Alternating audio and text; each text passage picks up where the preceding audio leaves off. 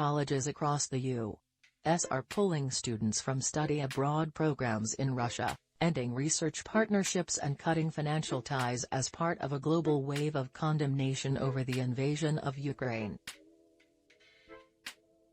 At the same time, colleges have promised to support Russian students on their campuses, opposing calls from a few in Congress to remove them from the country as a sanction against their homeland. The moves are mostly symbolic. U.S. colleges have little power to sway Russia or squeeze its finances, and academic exchange between the nations has always been meager. But the suggestion that some or all Russian students should forfeit the opportunity to study here has drawn new attention to the role of universities in global disputes. Last academic year, U.S. colleges hosted nearly 5,000 students from Russia, less than 1% of all international students. Advocates for international education say losing those students would forgo a chance to expose them to Western ideals, and they say Russians who choose to study in America are already more likely to want change back home. Leaders need to make a distinction between Putin and Russian people who want. Sending anyone back wouldn't shorten any war by a day.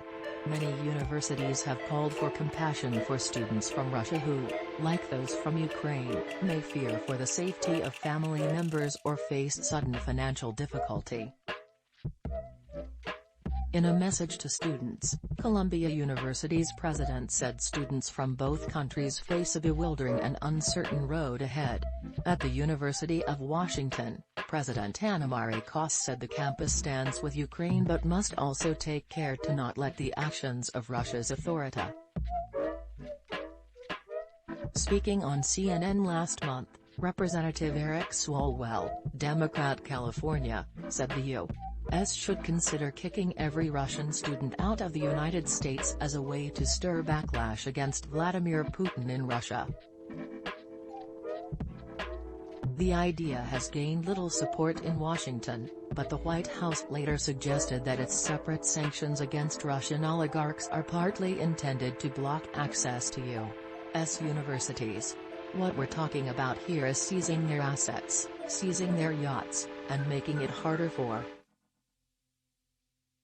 college leaders aren't fighting the idea that oligarchs and their children should lose access to American education.